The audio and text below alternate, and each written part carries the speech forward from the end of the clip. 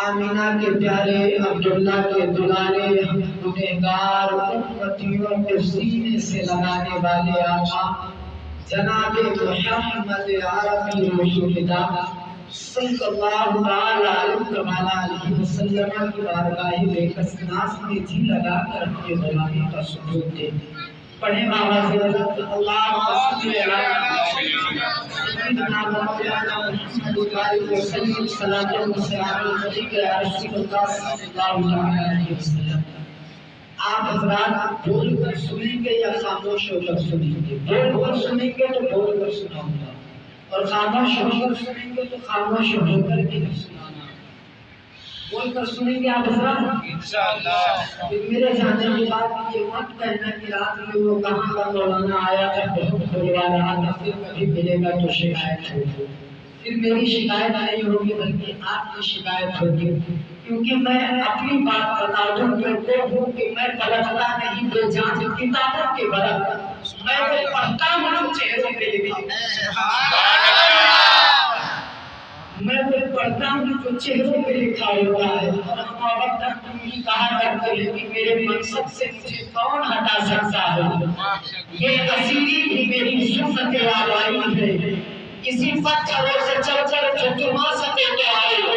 میرے گھر کے راستے میں کوئی کہکشاں نہیں ہے، میرا جذبہ محبت کوئی لے سکے تو لے لے، میری یہ عزیز دولت کوئی لے سکے تو لے لے۔ جہاں دین کی کو دیکھا وہی اپنے گھر کو پھونکا، میرا یہ جنون خدمت کوئی لے سکے تو لے لے، کوئی لے سکے تو لے لے، تاکہ مصطفیٰ کا یہ دیوانہ جب بلندیوں پر پہنچے تو وہیں پر آواز لگائے وہیں سے، میرے مصطفیٰ کے مدوالوں دیکھو اسلام کا چاہنے والا کس بلندی پر پہنچا ہے، اور وہیں سے صدا دوں گا کہ دشت تو دشت ہے دریا بنا چھوڑے ہوئے، پہلے ظلمات میں دوڑا بول کر سنیں گے آپ لوگ انشاءاللہ۔ مرتبہ بولیں سبحان اللہ۔ سبحان اللہ۔ یہ محفل اللہ تبارک و تعالی ہم پر اور آپ پر سرکار غوث پاک رضی اللہ تعالیٰ عنہ کا فیضان بے بہا برسائی۔ میں چاہتا ہوں کہ کچھ عرض و معروف سے قبل غوث پاک رضی اللہ تعالیٰ عنہ کی بارگاہ میں کچھ اشعار آپ کی سماعتوں کی دہلیز تک پہنچاؤں کو لازم کرتا ہے۔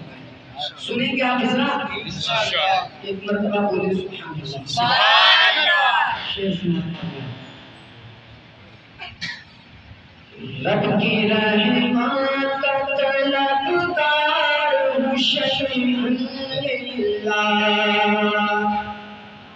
رب کی رحمت کا طلبگار ہوں شفیع اللہ، رب کی رحمت کا طلبگار ہوں شفیع اللہ، میں دلانے شیخ ابرار ہوں شفیع اللہ، میری داد کو آ جائیے غوث اعظم،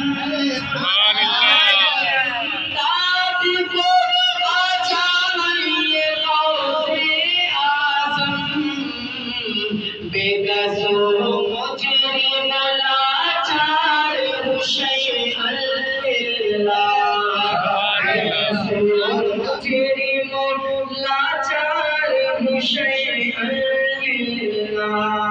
اور جب حضور غوث پاک رضی اللہ تعالیٰ عنہ کے دیوانوں کو ٹھوکر لگتی ہے تو ہم انہیں پکارتے ہیں، کیوں؟ کیونکہ جب ہم انہیں صدا لگائیں گے تو ہماری امداد تو پہنچیں گے، اور جس رنج میں ہم مبتلا ہوں گے وہ ہماری پریشانی دور ہو جائے گی۔ تو آپ شعر ساتھ فرمائیں، لاج رکھ لو میری ظلمت سے بچا لو مجھ کو، لاج رکھ لو میری ظلمت سے بچا لو مجھ کو، لاج رکھ لو میری ظلمت سے بچا لو مجھ کو، ایک میں بھی سگے دربار شیخ اللہ، ایک میں بھی سگے دربار شیخ اللہ، ایک میں بھی سب دربار درد سے میرا کلیجہ نہ کہیں پھٹ جائے. سبحان اللہ. اور زور سے بولیے. میرا کلیجہ نہ کہیں پھٹ جائے. درد سے میرا کلیجہ نہ کہیں پھٹ جائے. اس قدر آج میں بیمار ہوں شیخ اللہ. اس قدر آج میں بیمار ہوں شیخ اللہ. کیوں بھلا مجھ کو ستاتے ہیں زمانے والے. کیوں بھلا مجھ کو ستاتے ہیں زمانے والے. کیوں بھلا مجھ کو ستاتے ہیں زمانے والے. کیا میں تیرا وہ مددگار ہوں شیخ اللہ. کیا میں تیرا وہ مددگار ہوں شیخ اللہ.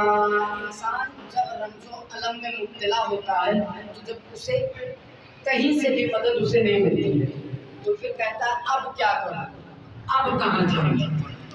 لیکن اللہ تبارک و تعالیٰ نے ہماری اور آپ کی پریشانی کو دور کرنے کے لیے جگہ جگہ پر مقام مقام پر ہمیں ایسا در بتایا ہے کہ جب ہم پریشانی میں صدا لگائیں گے کہ ہے کوئی میری مدد کے لیے جو پہنچے, تو اس وقت بغداد کا دولہا جسے دنیا سردار الاولیاء حضور غوث پاک رضی اللہ تعالیٰ عنہ کے نام سے جانتی اور پہچانتی ہے, بغداد کی سرزمین سے وہ غوث ثقلین آ کر کے کہے گا میرا مرید ہے, میرا دیوانہ ہے, میرا متوالا ہے, پریشانی کے عالم میں مبتلا ہے.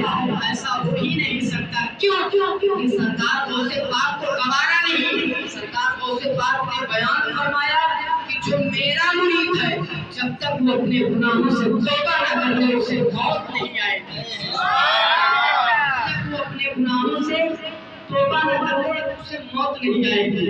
آپ کیا بیان فرماتے ہیں کہ عبد القادر بغداد کی سرزمین پر لیٹ کر کے اپنے مریدوں کو اس طرح دیکھتا ہے. کس طرح؟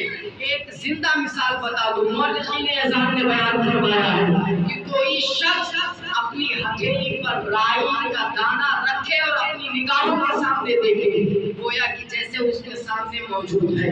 سرکار غوث پاک بیان فرماتے ہیں کہ بغداد کی سرزمین پر عبد القادر آرام فرما کر کے دنیا میں جہاں جہاں میرے مرید ہیں میں گویا ایک رائی کے دانے کے برابر ایسا لگ رہا ہو کہ جیسے انسان اپنی ہتھیلی میں دیکھے. میں بغداد کی سرزمین پر آرام کر کے اپنے مریدوں کو دنیا بھر کے مریدوں کو بغداد کی دہلیز سے دیکھتا. سبحان اللہ. بغداد کی دہلیز سے دیکھتا. آخری شعر سماعت فرمائیں. درد و غم تھک گیا سہ کے میں زمانے پھرتا. درد و غم تھک گیا سہ کے میں زمانے پھرتا. درد و غم تھک گیا سہ کے میں زمانے پھرتا. کیا کروں بے بس لاچار شیخ اللہ. علماء کرام بیٹھے ہیں, ان کے قدموں کا سہارا لیتے ہوئے مکہ میں آپ تک پہنچا رہا ہوں. ملاحظہ کریں. سوچ کر کیوں نہیں مشہور رضا رشک کرے. سوچ کر کیوں نہیں مشہور رضا رشک کرے. سوچ کر کیوں نہیں مشہور رضا رشک کرے. میں غلامات کا سردار ہوں شیخ. سبحان اللہ. سبحان اللہ.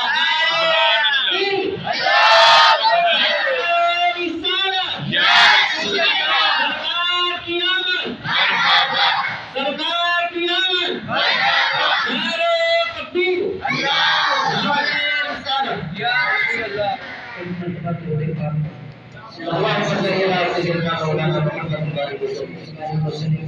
صلاۃ والسلام علیک یا رسول اللہ صلی اللہ علیہ وسلم۔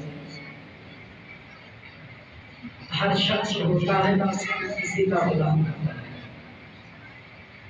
اس روئے زمین پر دیکھیں گے تو کوئی نہ کوئی کسی نہ کسی کا غلام ہوتا ہے، لیکن ہم اس در کے گداگر ہیں، اس در کے سگ ہیں جسے دنیا حضور رسول اللہ کے نام سے جانتی ہوتا ہے۔ نعت محمد پڑھنا ایک الگ سی بات ہے، لیکن جس اعتبار سے محفل کا انعقاد کیا گیا ہے میرے اعتبار سے اس چیز پر کام ہو تو شاید زیادہ بہتر ہو، ورنہ اس غوثیت باپ کا مرتبہ میری بساط کیا ہی میں کروں گا۔ جس کی شان سے بریلی کا تاجدار یوں کہے واہ کیا مرتبہ ہے غوث ہے بالا تیرا، میرے ذرا بیداری پیدا کری، واہ کیا مرتبہ ہے غوث ہے بالا تیرا، اونچے اونچوں کے سروں سے قدم آلا تیرا، سر بھلا کیا کوئی جانے کی ہے کیسا تیرا، سر بھلا کیا کوئی جانے کی ہے کیسا تیرا، سر بھلا کیا کوئی جانے کی ہے کیسا تیرا۔ پورا مجمع بولے انشاءاللہ مزہ آئے گا۔ سر بھلا کیا کوئی جانے کی ہے کیسا تیرا، تیرا اولیاء مرتے ہیں آنکھیں وہ ہے تلوا تیرا، نہیں مانو جاتے حشر تک میرے گلے میں رہے پردہ تیرا، دوسرے آقا میں رضا اور بھی نظم رکھے چل نکال آئے ثنا خان میں چہرہ تیرا۔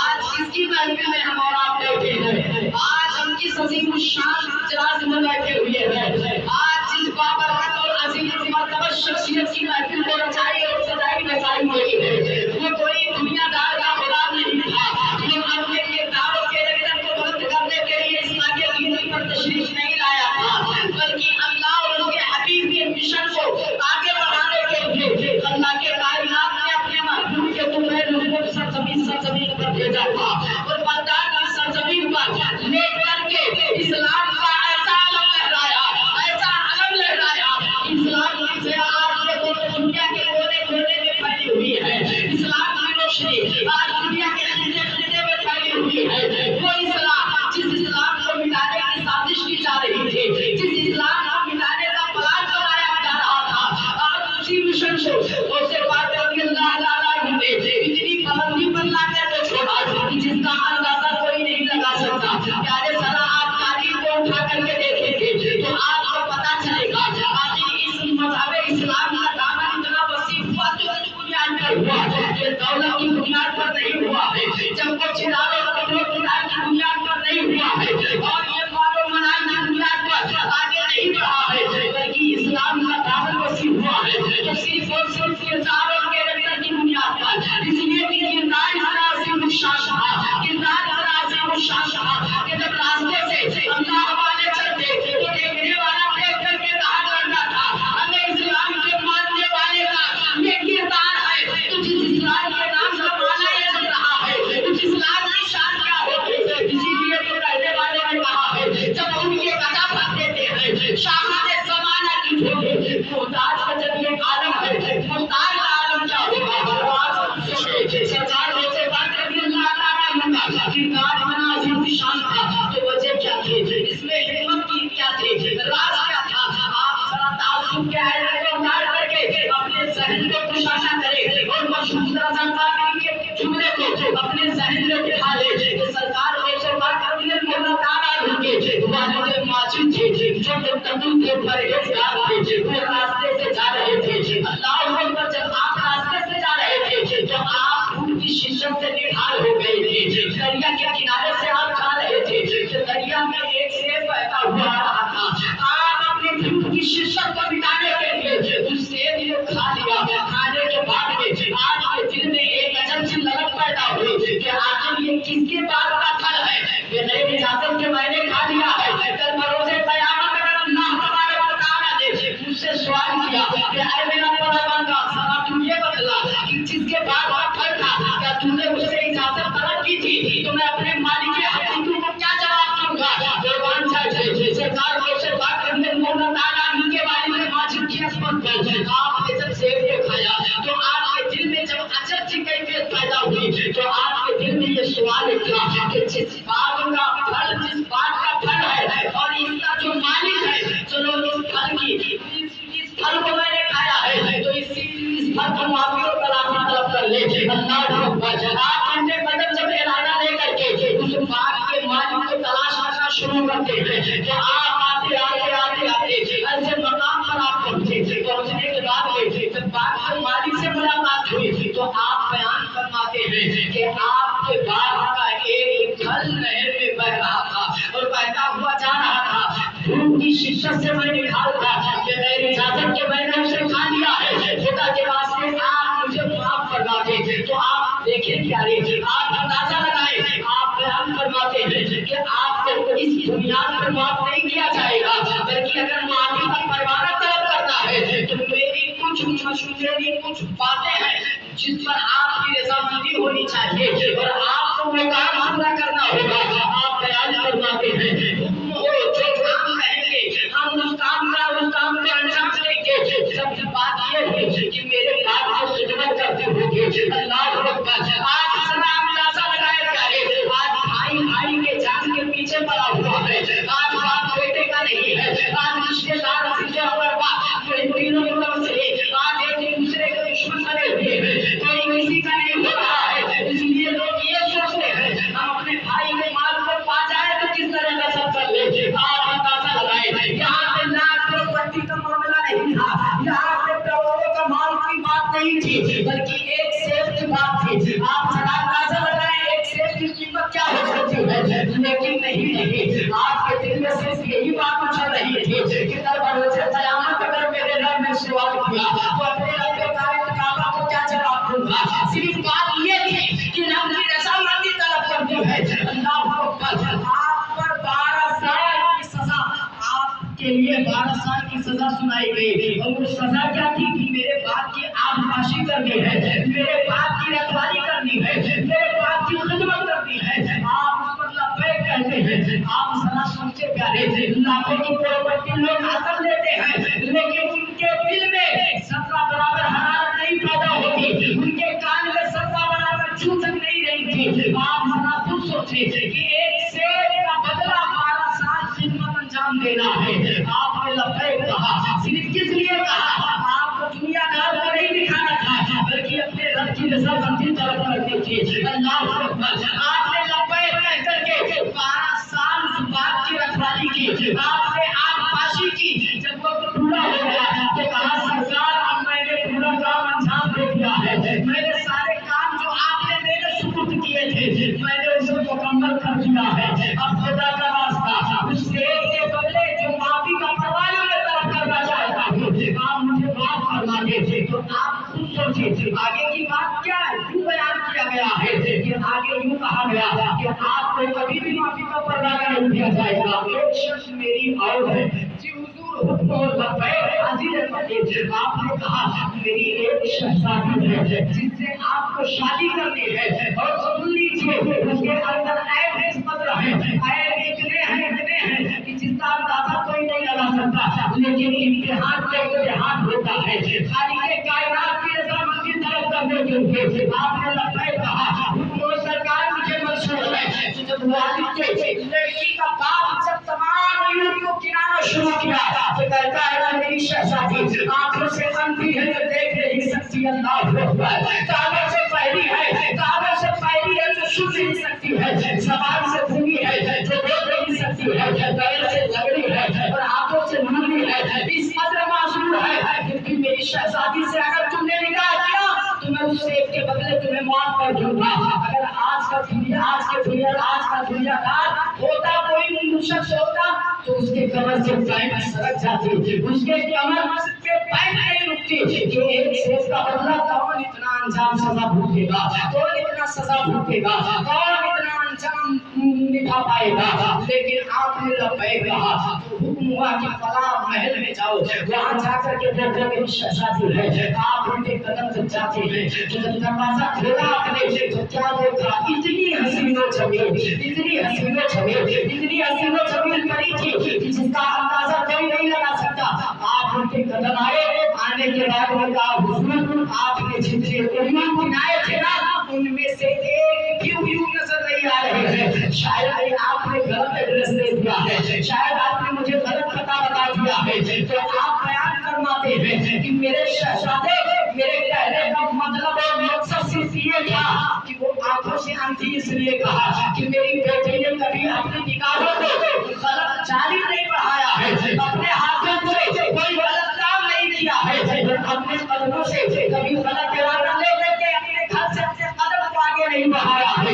انداز ہوتا ہے جب اس بچی اس لڑکی سے میرے آقا سرور کائنات صلی اللہ علیہ وسلم کے منہ نسائے حضور کو سے بات رضی اللہ تعالیٰ عنہ کے والد ماجد سے جب اس شہزادی کا حق ہو جاتا ہے تو ہونے کے بعد میں اتنی متقی اتنی پرہیزگار تھی کہ آپ میرے شادی کے وقت جب نماز کی ادائیگی ہو جاتی تو تلاوت کلام اللہ کیا کرتے تھے۔ آپ مؤرخ لکھتا ہے کہ 15 پارے کی آپ تلاوت کرتی تھی، آیا ہے کہ 28 پارے کی آپ میرے شادی کے وقت تلاوت کیا کرتے تھے۔ اور جب آپ کا حق ہو جاتا ہے کہ سرکار جیسے پاک اپنی والدہ ماجدہ کے بدن پاک میں رہ کر کے قرآن کو سن کر کے حفظ کر لیا۔ اب آپ ذرا اندازہ لگائیں انہی دونوں کے تناسب میں جو بچہ پیدا ہوا ہے، دنیا کوئی دنیا دار کے نام سے نہیں بلکہ خود سے پاک ولیوں کے سردار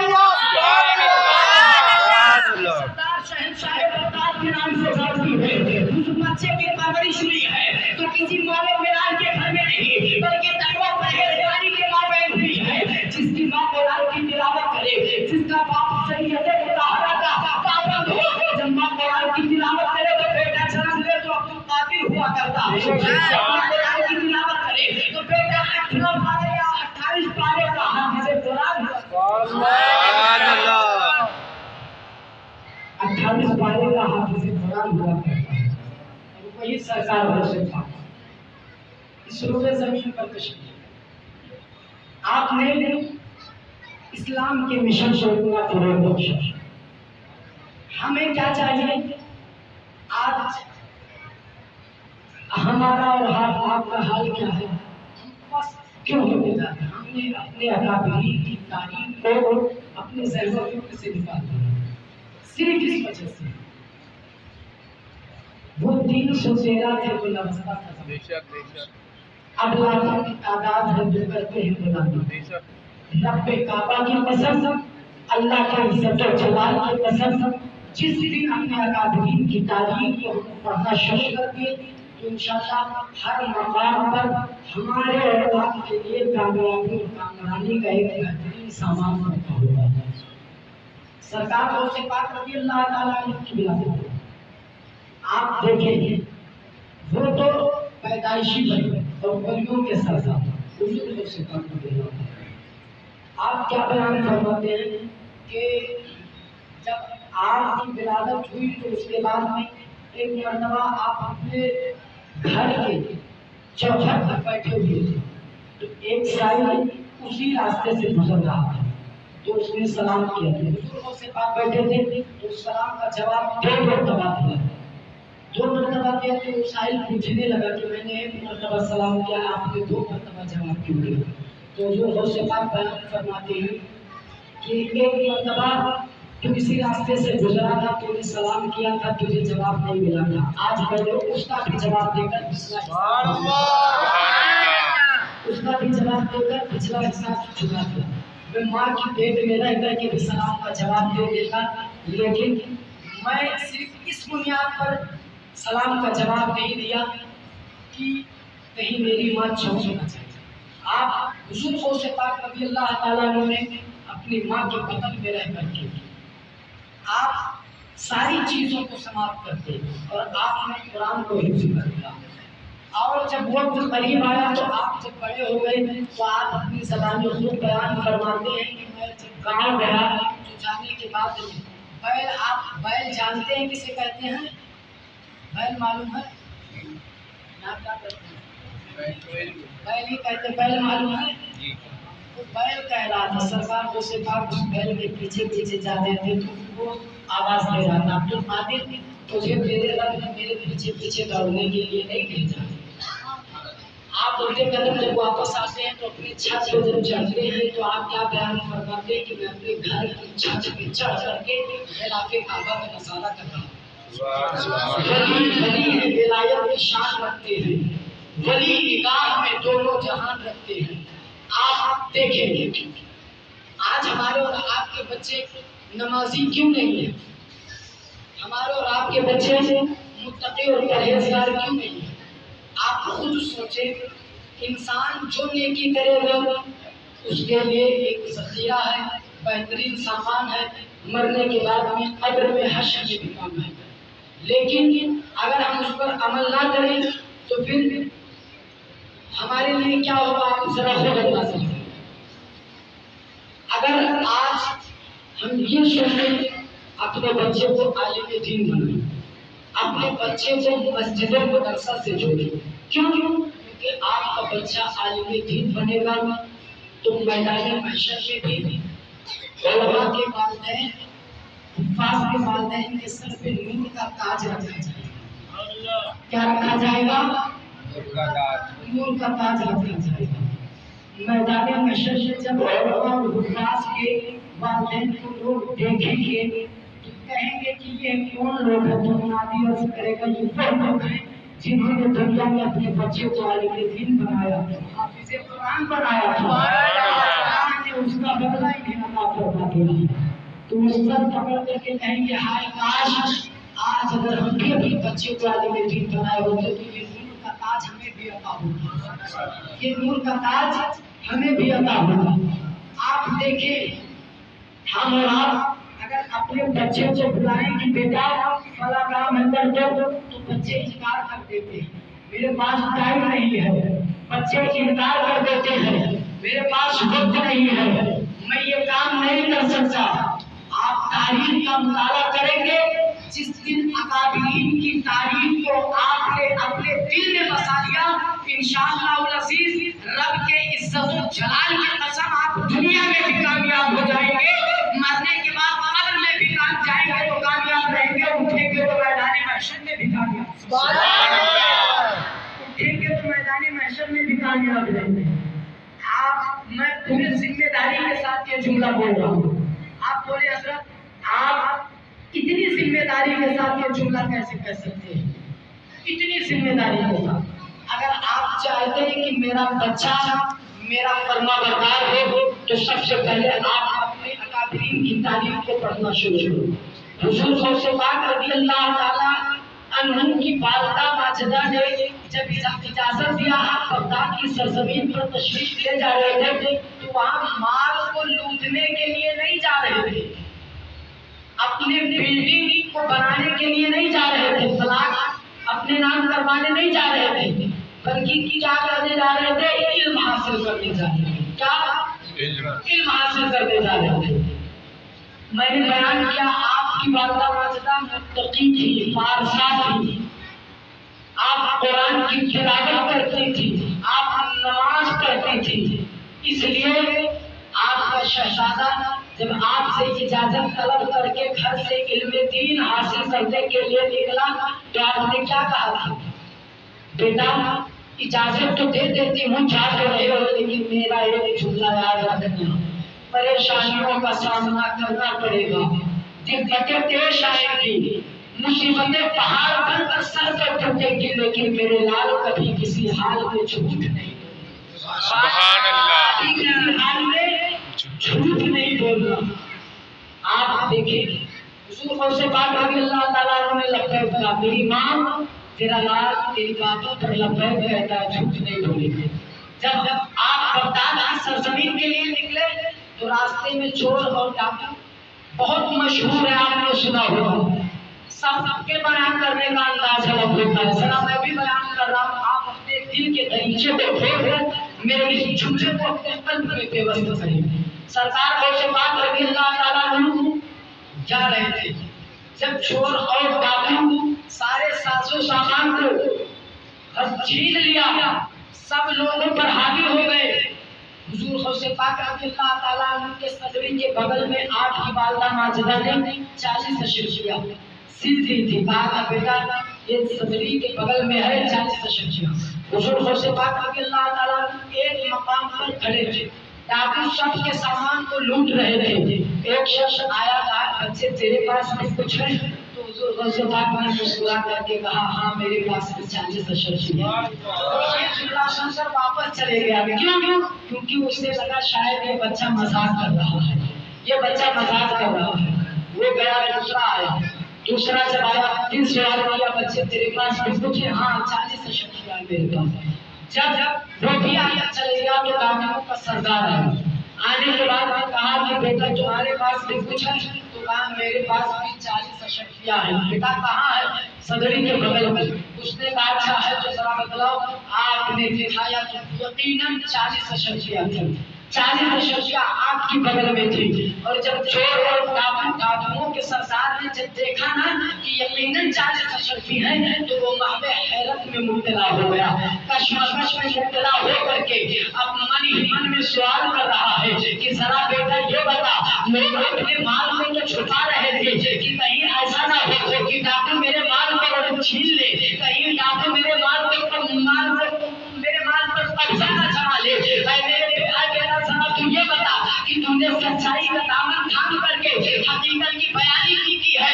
تو سردار غوث پاک رضی اللہ تعالیٰ عنہ کی عظمت پر قربان جائے آپ بیان فرماتے ہیں کہ جب میں گھر سے نکلا تھا تو میری والدہ ماجدہ نے کہا تھا میرے لال میں اجازت تو دے رہی ہوں، علم دین حاصل کرنے کے لیے جاتے رہے ہو، مصیبتوں کا سامنا کرنا پڑے گا، غم کے پہاڑ ٹوٹیں گے سر پہ، پریشانیوں کا سامنا کرنا پڑے گا، لیکن میرے لال کبھی کسی حال میں جھوٹ نہیں بولنا. میں نے اپنی ماں سے وعدہ کیا تھا اس دنیا میں میں نے جھوٹ نہیں بولا اور میں نے سچائی کے دامن کو مضبوطی سے تھام کر کے لمبے کہتے ہوئے بتلا دیا کہ میرے صدری کے بغل میں 40 اشرفیہ ہے. ڈاکوؤں نے کشمکش میں آ کر کے اپنے سر کو پکڑ لیا اور کہا کہ اے تم قاضی تو اپنے ماں سے وعدہ کر کے گھر سے نکلا تو جھوٹ نہیں بولا.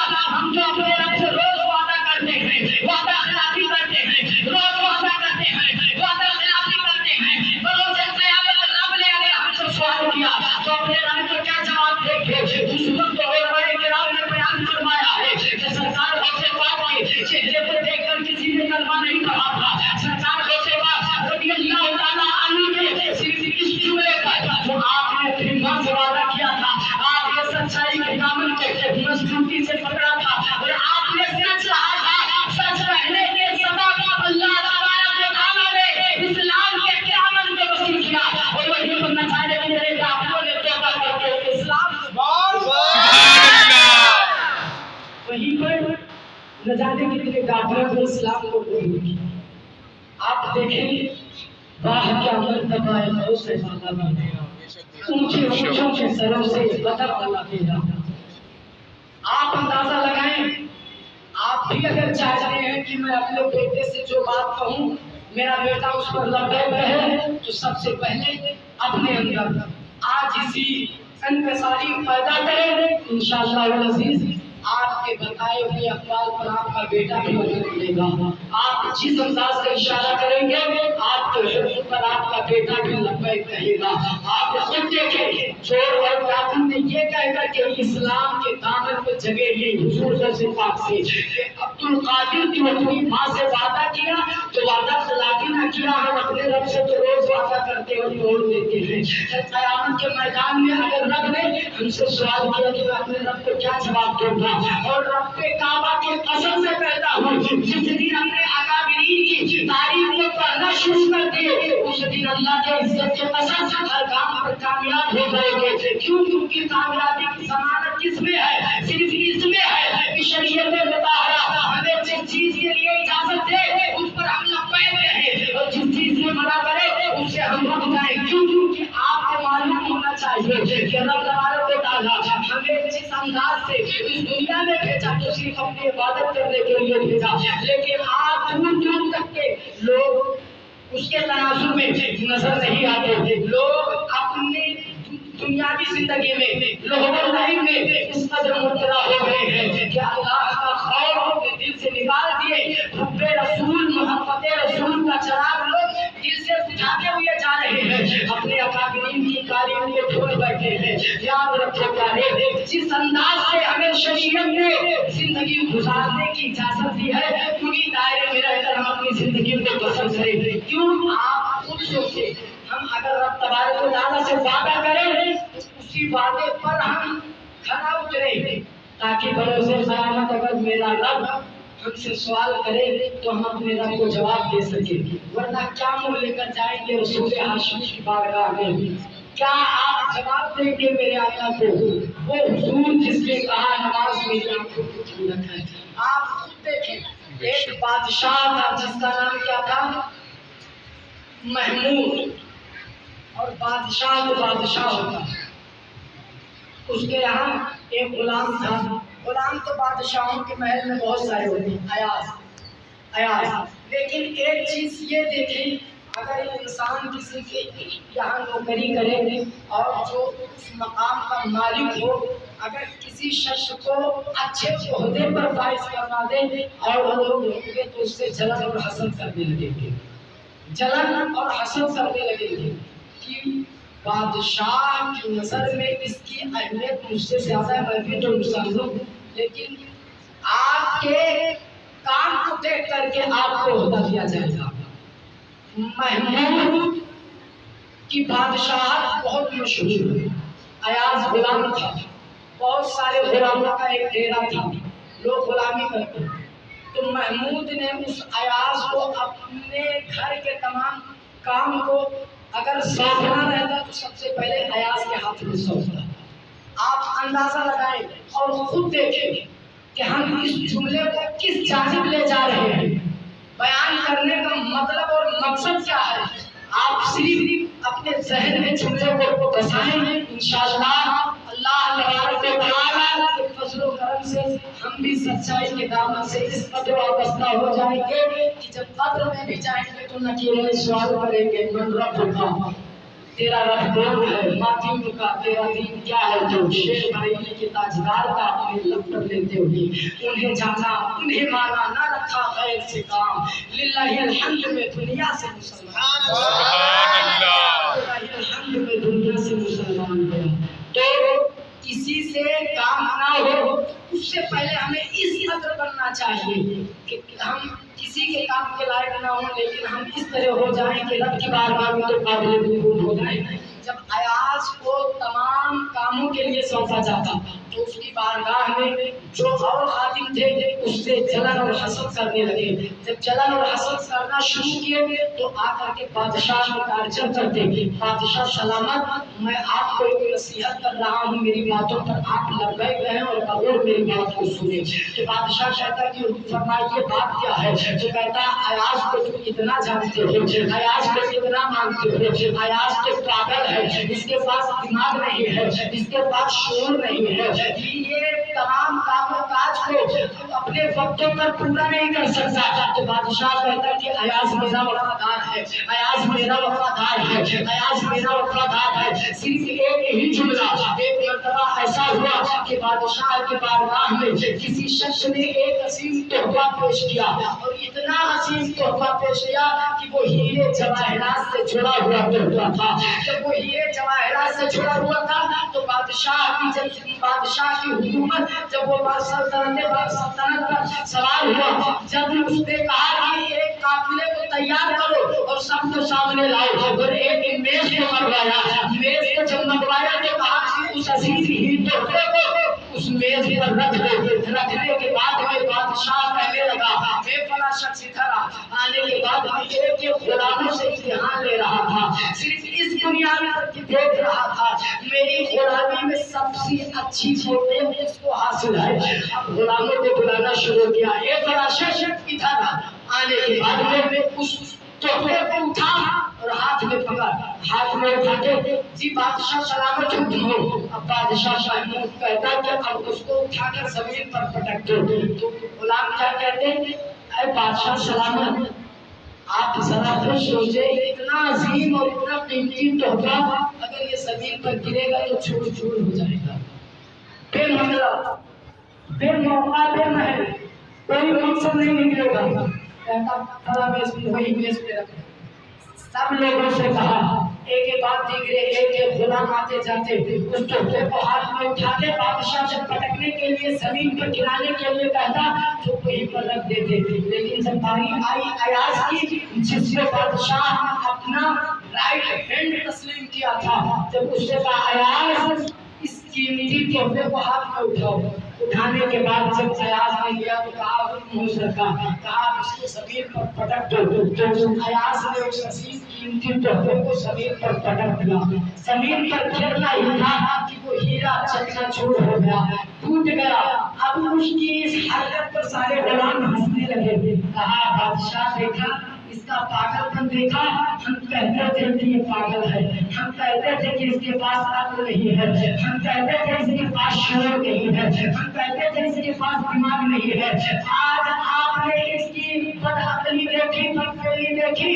اس نے ایک عظیم قیمتی تحفے کو توڑ دیا نقصان کر دیا اللہ اکبر جیسے سارے لوگوں کا اتنا کہنا تھا جب سب لوگوں نے یہ سبا اتنا کہا تو بادشاہ نے کہا محمود کہتا ہے لوگوں کی زبان پر لگام دو تمہیں معلوم نہیں سبق توڑنے والے سے خود پوچھو کہ ایاز کی طرح یہ بتا کہ تم نے اتنا عظیم قیمتی تحفہ ہیرن کو توڑا کیوں تم نے اتنا عظیم قیمتی تحفہ کیوں توڑا جو زمین پر پڑتا کیا مطلب نکلا نقصان ہو گیا جب سارے لوگوں نے سوال کیا ایاز ذرا تم بتا کہ تم نے زمین پر کیوں پڑتا تو ایاز کہتا تھا کہ میرے ہاتھ میں مالک کا حکم تھا اٹھاؤ تو میں نے اٹھایا اور مالک کا حکم تھا کہ پٹک دو تو میرے دل میں خیال آیا کہ دنیا کی کوئی بھی قیمتی شے ہو ٹوٹ جائے پرواہ نہیں مالک کا حکم نہ ٹوٹے سبحان اللہ نعرہ تکبیر اللہ اکبر یا رسول اللہ زندہ باد نعرہ تکبیر اللہ اکبر یا رسول اللہ دنیا کی چاہے جتنی شے ہو ٹوٹ جائے لیکن مالک کا حکم نہ ٹوٹے ایک دنیا دار کے بادشاہ کا یہ عالم ہے کہ اس کے یہاں جو غلامی کرے آپ ذرا خود بتائیں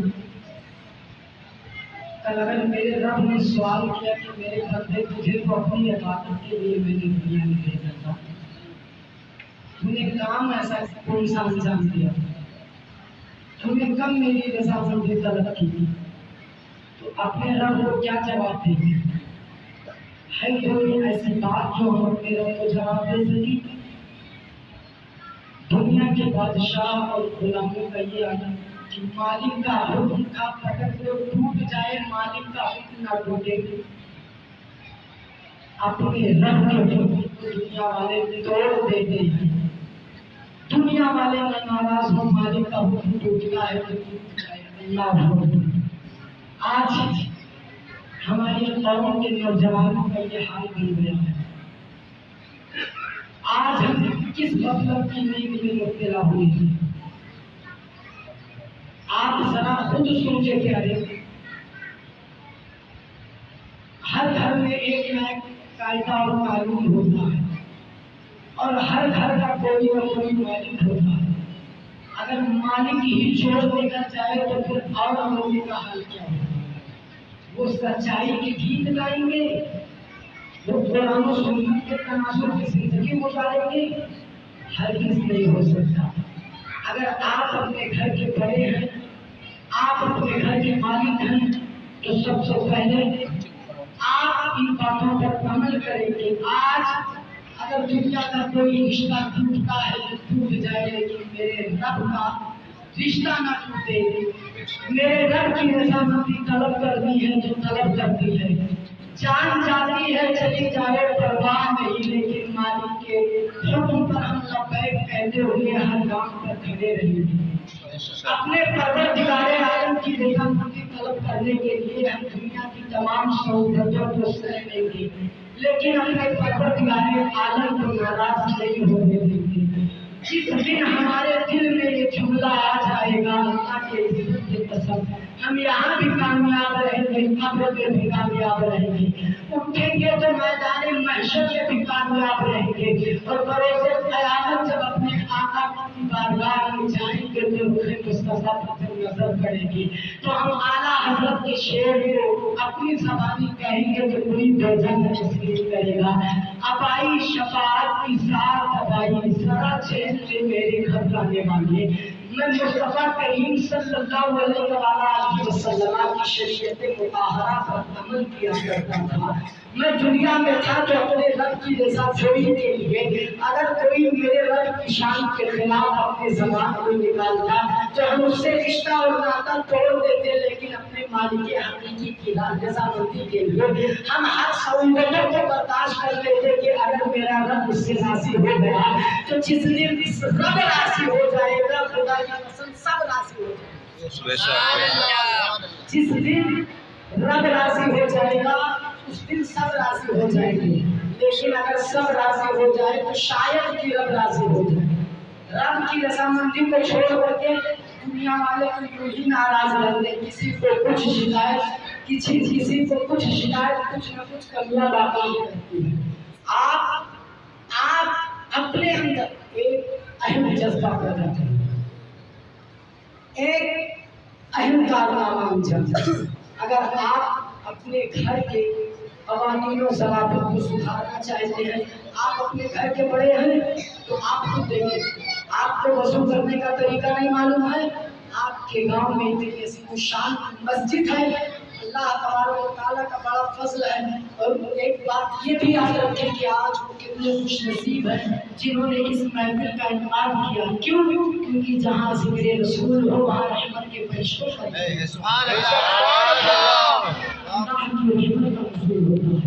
مدینے والے مصطفیٰ پر تشریف لاتے کہتے ہیں قسم رسول سید کونین ہے یہاں، وہ آئیں گے مدینے سے تو گھر سے چل کے آ. شاید میرے آقا یہی کہیں ہو.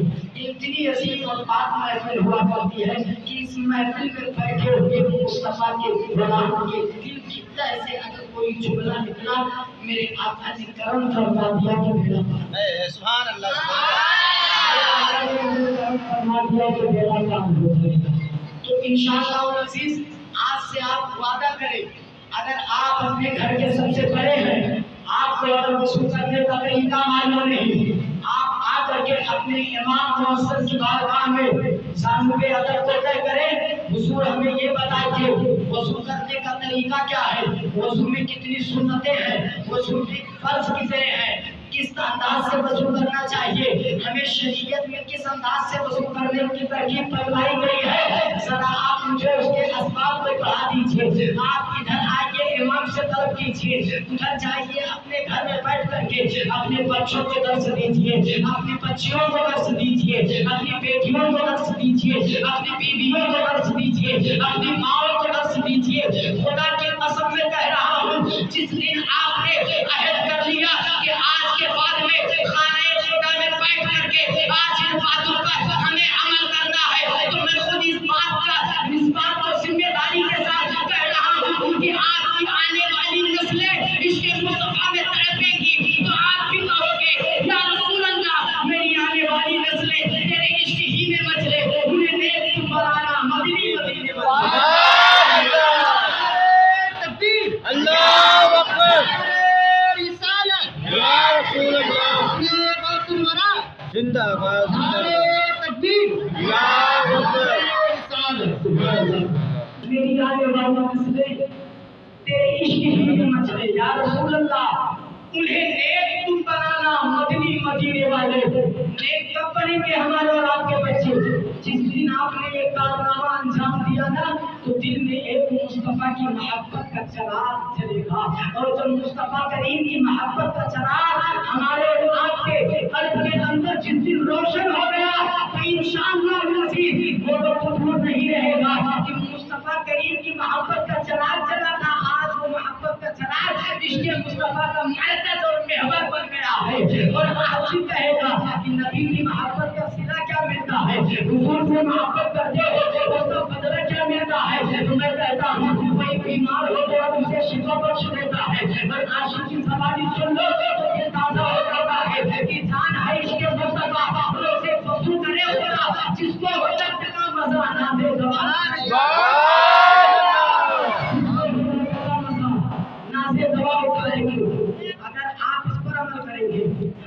करने की तरकीब नहीं मालूम है। तर हम इंशाअल्लाह अज़ीज़ अपने इमाम की बारगाह में आकर के हजरत आज को वसूल करने का तरीका बता दीजिए। आप वसूल आपका कंप्लीट हो गया, आप अपने बच्चे को बताएंगे हजरत हमारा कुरान नहीं दुरुस्त है, कलामुल्लाह की तिलावत कैसे की जाती है, जरा हमें उसका अंदाज बता दीजिए। आप जिससे कुरान की तिलावत करना शुरू करेंगे तो आपको फिर दर्द की ठोकरें खाने की जरूरत नहीं। इतने यकीन के साथ मैं कह रहा हूँ कि अगर आपके घर का कोई बच्चा बीमार हो जाएगा और जिस दिन आपने कुरान को पढ़ना सीख लिया, अगर कोई डॉक्टर मौजूद नहीं, दवा मौजूद नहीं, तो अगर आपने कुरान को पढ़ना सीखा, चंदायत करीम कुरान की पढ़ करके आपने पानी को कम किया, अपने बच्चों को पिला दिया, तो अब कुरान की बरकत से आपको शिफायाबी अता किसी डॉक्टर की जरूरत नहीं है। और आगे चलिए, और आगे चलिए, आप कुरान भी पढ़ दिए, हजरत हमें सुने याद करा दीजिए, बता दीजिए, रोज पढ़ा दीजिए। आप याद करिए, मैं कहता हूँ जो रोज कुरान की तिलावत करेगा उसके अंदर ताकत किस कदर हो जाती है, उसकी ताकत का अंदाजा कोई नहीं लगा सकता। बेशक बेशक। कभी वो बीमारी की हालत में मुब्तला नहीं होगा, परेशानी के आलम में मुब्तला नहीं होगा। क्यों? क्योंकि जब हम सच्चे दिल से कुरान करीम से दिल लगा लेंगे तो हमें मुस्तफा के दर का पता मिल जाएगा, और जिसे मुस्तफा मिल गया उसे रब मिल गया, जिसे रब मिल गया जन्नत उसकी हो गई। सुभान अल्लाह। और जब हम इस पर अमल करेंगे तब आप कुरान को पढ़ना सीखिए, नमाज की तरकीब बता दीजिए। इधर आइए, आप इमाम से तलब कीजिए, उधर जाइए अपने घर में अपने बच्चों को पैगाम दीजिए। खुदा की कसम जिस दिन आपने इस पर अमल कर लिया ना, तो फिर आपके घर में जब ये रिवाज शुरू हो जाएगा तो फिर आपकी आने वाली नस्लें गुनाहों की तरफ गामजन नहीं होगी, बुराइयों के रास्ते पर नहीं चलेंगी।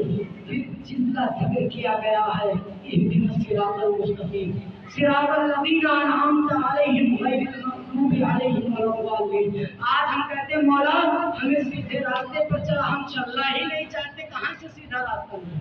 सुभान अल्लाह। बेशक। हम सीधे रास्ते पर चलना ही नहीं चाहते, कहाँ से हमें सीधा रास्ता मिले? जिस दिन सीधे रास्ते पर चलने की तौफीक मिल जाएगी जब तलब करोगे तब। क्यों? क्योंकि अगर आपको प्यास लग जाए तो अगर आप कुआं तलाश करेंगे तो कहीं ना कहीं आपको कुआं मिल जाएगा। अगर प्यास लग जाए तो एक मकाम पर आप ठहर जाएंगे कि अगर कहीं आसपास में कुआं होगा, आवाज लगाएंगे तो कुआं चल मेरी कदमों में आ जाएगा। तो ऐसा नहीं है, आप प्यासा कुएं के पास जाता है, ना कि कुआं प्यासे के पास आता है। तो जिस दिन आप चलना चाहेंगे इस रास्ते पर, उस दिन रब तबारक व तआला वो रास्ता भी आपके लिए मुहैया फरमा देगा। तो आप इस पर अमल करेंगे इंशाअल्लाह। इंशाअल्लाह। आज का प्रोग्राम कैसा रहा? बेशक माशाअल्लाह। आज का प्रोग्राम कैसा रहा? माशाअल्लाह। आप अहद कर दो, आप खुद नेकियों के रास्ते पर चलने के लिए आपको जब ये पैगाम मिलेगा तो आप खुद सोचेंगे। अब ये चीज जा करके आप अपने जहन से मत निकालिए, जाइए सोचिए कि जो बयान हुआ था किस लिए हुआ था, उसका मकसद क्या था, किस सबब हुआ था, उसका असली वजह और किस तनाजुर में हुआ था, और उससे हमें क्या लज़्ज़त मिली। जब हम अपने कल्ब के सत्र को उल्टेंगे पलटेंगे तो पता चलेगा। और जब ये चीज़ आप अपने ज़हन फिक्र में बसा लेंगे तो इंशाअल्लाह अज़ीज़ अल्लाह तबारक व तआला हर मकाम पर कामयाबी अता फरमा देगा। और आप अगर अमल करेंगे तो इंशाअल्लाह अज़ीज़ आप आने वाली नस्लें भी आपके नक्शे कदम पर चलेंगे। आप हम देखें हुजूर गौसे पाक ने अपनी माता माजदा से वादा किया था, माँ इजाजत मिल गई, जा रहा है तेरा लाल, लेकिन दुनिया अगर तेरे से बेटे के सर पे हम के पहाड़ टूटे ना अब तो बातें बर्दाश्त करेंगे, लेकिन माँ तेरे फरमान को अपने सहन से कभी नहीं निकालेगा। आज दुनिया यूं ही थोड़ी को से पासवर्ड को याद करती है। आप जरा बताएं, हमारे बाप और दादा मर जाए, साल 6 महीना नहीं गुजरता है, हम अपने बाप और दादा को भूल जाते हैं मिट्टी के तले दबा करके। ऐ अब्दुल कादिर, ऐ बगदाद के दूल्हा, ऐ शहंशाह बगदाद, आपने काम ऐसा कौन सा किया है कि दुनिया आपके गुलाम है, दुनिया आपके नाम का माला चल रही है। तो हुजूर गौसे पाक ने अपने घर के किरदारों के अंदर को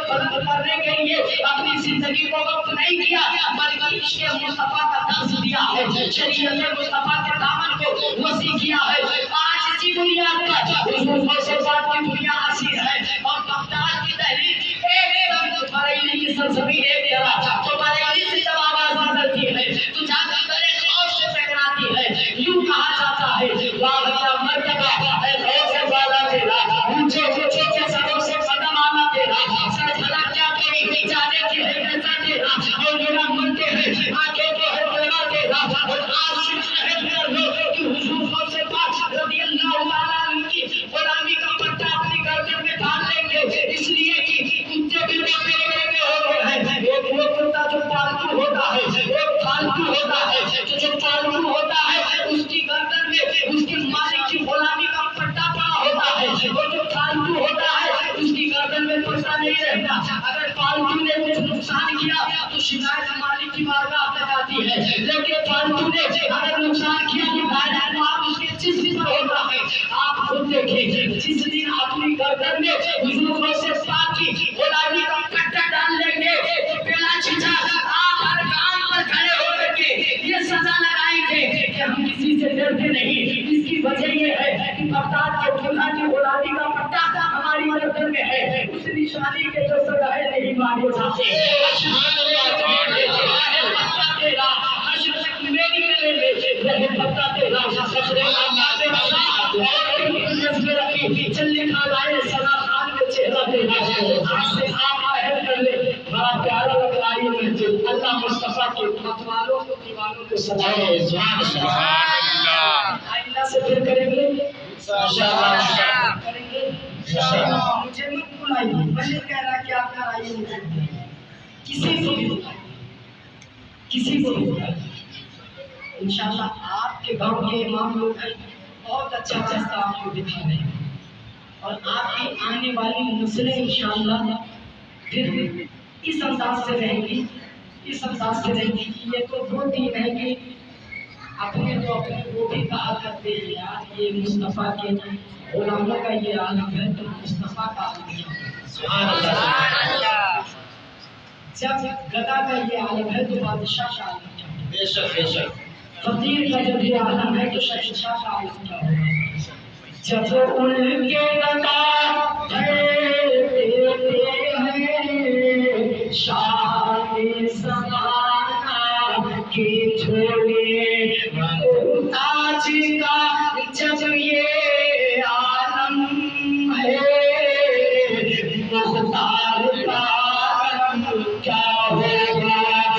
جب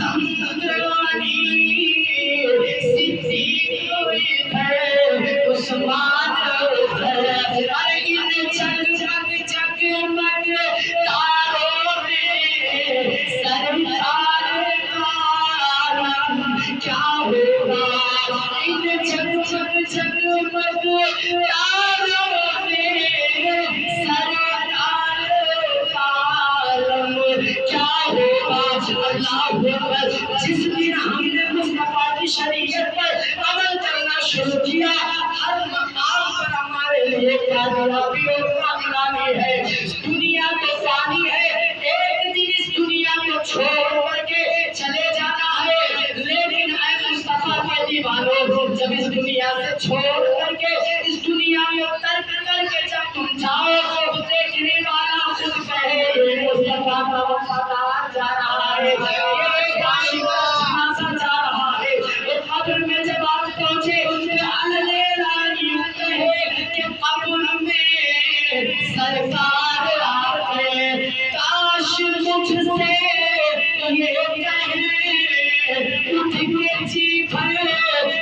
دیکھے